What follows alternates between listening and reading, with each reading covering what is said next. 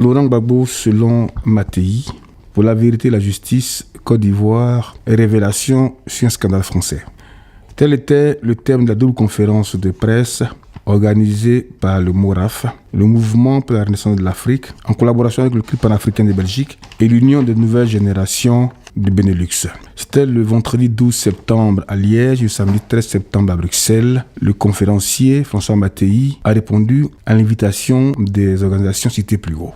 Les Ivoiriens et les Africains sont fait assez nombreux déplacements pour écouter l'auteur de cet ouvrage qui passionne depuis sa sortie.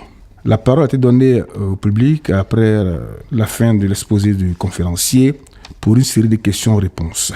À la fin de la cérémonie, Event News TV, la chaîne des grands événements, au cœur de l'information et au cœur des événements, a tenu son micro aux organisateurs et a reçu en plateau l'auteur François Mattei. Je suis Noël Guéhi, délégué Benelux de l'UNG. Alors, co-organisateur de cette conférence dédicace de François Mattei.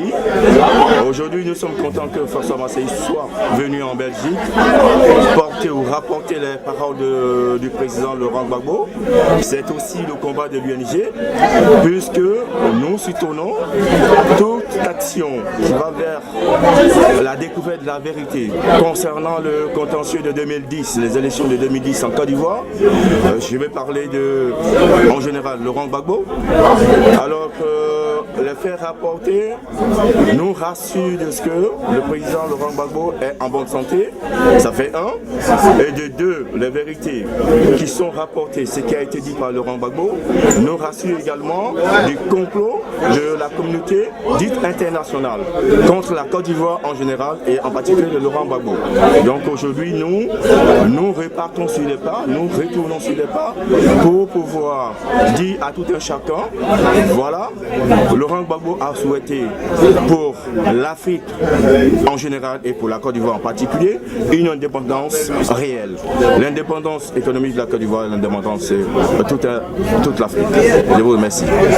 Monsieur Tapé Goubera, président du mouvement pour la Renaissance de l'Afrique, le MORAF, qui en collaboration avec le CRI panafricain Benelux et l'UNG, c'est-à-dire l'Union des nouvelles générations du Benelux, avions organisé cette conférence. Mais en fait, il y a eu deux.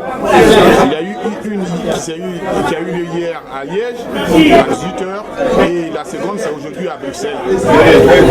Et qu'est-ce que nous pouvons retenir? Nous voyons ici dans la salle un engouement. Parce que nous, au sein du MORAF, nous sommes partisans de ce qu'on appelle de tout ce qui est problématique relative à l'Afrique. Donc nous sommes le MORAF, c'est le mouvement pour la renaissance de l'Afrique. Et le MORAF s'intéresse à tout ce qui est problématique sur l'Afrique. Nous sommes panafricains, convaincus de l'être et fiers de l'être. Et aujourd'hui, le problème de Laurent Gbagbo, ce n'est pas la personne du président Laurent Gbagbo qui est mis en exergue, mais c'est le fait que, effectivement, il y a une situation de fait. Le fait qu'il y a l'impérialisme français, qui est une gangrène pour les Africains en général et la zone d'occupation baptisée zone francophone en particulier. Et bien sûr, il y a un système qui a été érigé qu'on appelle la France-Afrique.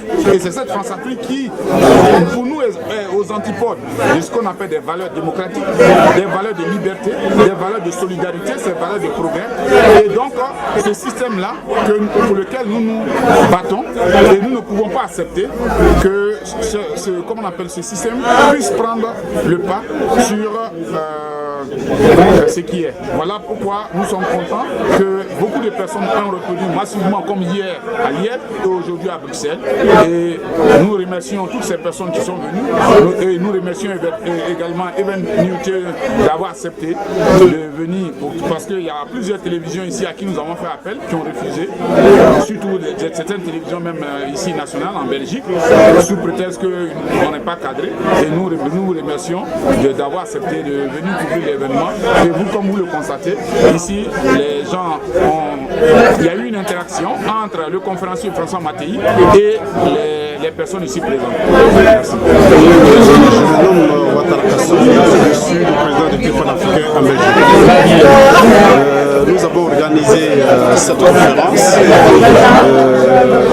la dédicace sur le livre de monsieur le journaliste Mattei, dans le but de pouvoir conscientiser tous les Africains qui vivent en Europe, expliquer précisément la situation africaine, la situation dans laquelle vit l'Afrique sur le plan politique.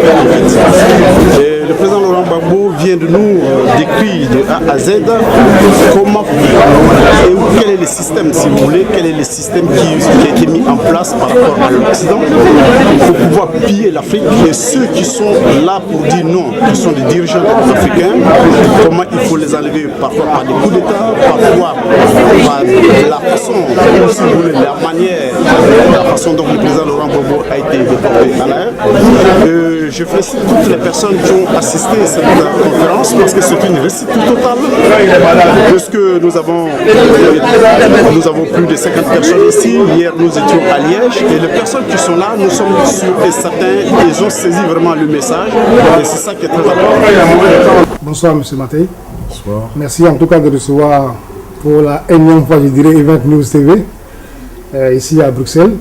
Hier, vous avez tenu une conférence de presse à Liège et aujourd'hui à Bruxelles. Oui. Voilà, sur le livre que vous avez écrit sur Laurent Gbagbo. Absolument. Ça va, ça se passe bien?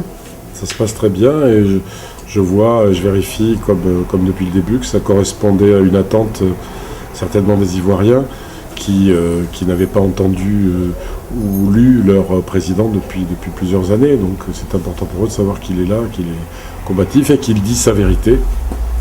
Il y a 48 heures, la CPI vient de rejeter l'appel de Maître Altit.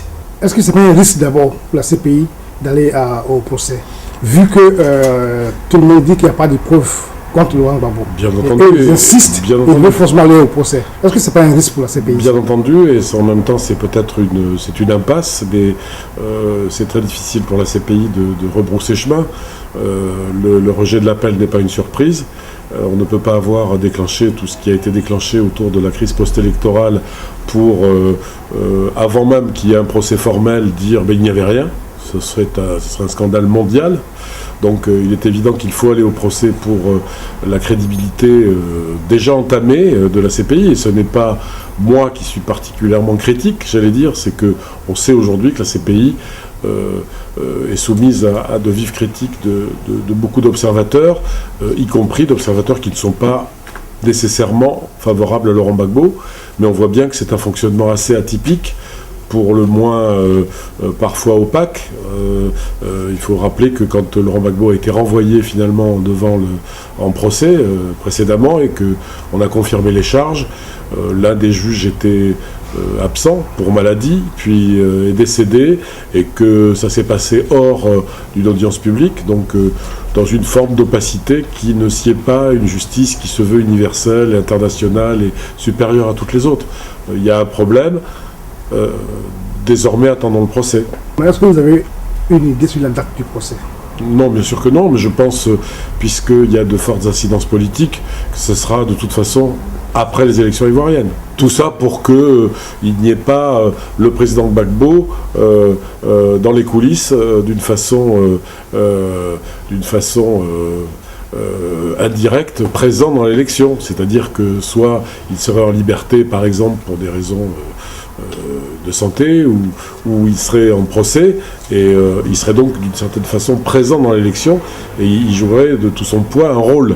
Donc je pense que c'est depuis le début ce qu'on veut à tout prix éviter, donc il me semble logique de penser que ce sera après l'élection. Et si Gbagbo était candidat du FPI en 2015?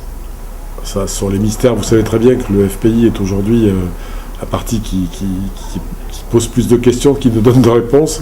Donc je pense que Laurent Gbagbo est au courant de ce qui se passe, mais il m'étonnerait fort qu'il soit candidat. À Scheveningen, enfin la prison en Hollande, et que Bleu Goudet ferait à manger à Laurent Gbagbo. Oui, mais c'est-à-dire qu'ils se sont rapprochés évidemment. Je pense que tout le monde a... c'est vrai, même il ne s'agissait pas d'être mauvais esprit, mais on a vu une sorte de manœuvre dans le transfèrement, la déportation de Charles Blé Goudet à la CPI, parce qu'on arrivait au terme de ce qu'on a appelé l'enquête sur Laurent Gbagbo, et que les faits étaient notoirement insuffisants, même si aujourd'hui les charges sont confirmées, mais enfin on connaît le fond du dossier. Donc on a vu d'un seul coup, tiré comme un joker, ce transfèrement de M. Blé Goudet, et certains ont imaginé que ça pouvait être quelqu'un qui avait été instrumentalisé contre, ou qui pouvait l'être, contre Laurent Gbagbo.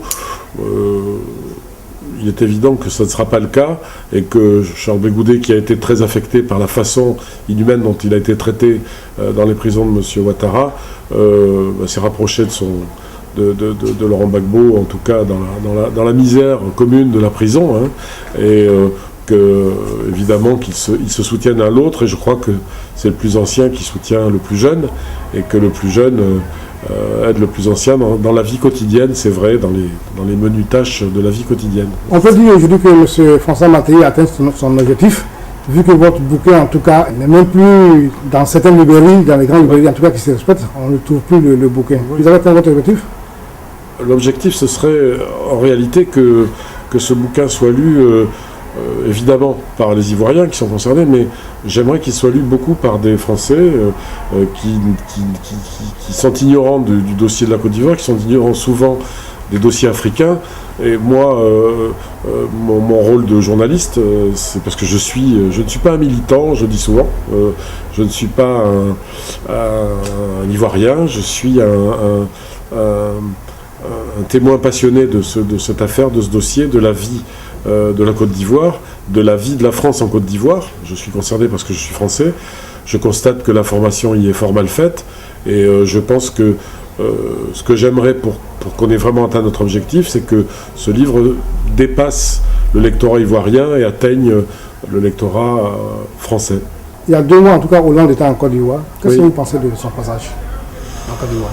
Je pense que c'était d'une certaine façon un passage obligé, parce que Ouattara avait été reçu à Paris, il lui a rendu la politesse. Il me semble que c'est de l'ordre de la diplomatie et des politesses, c'est que les affaires par ailleurs tournent toutes seules, enfin dans le cadre admis et connu des relations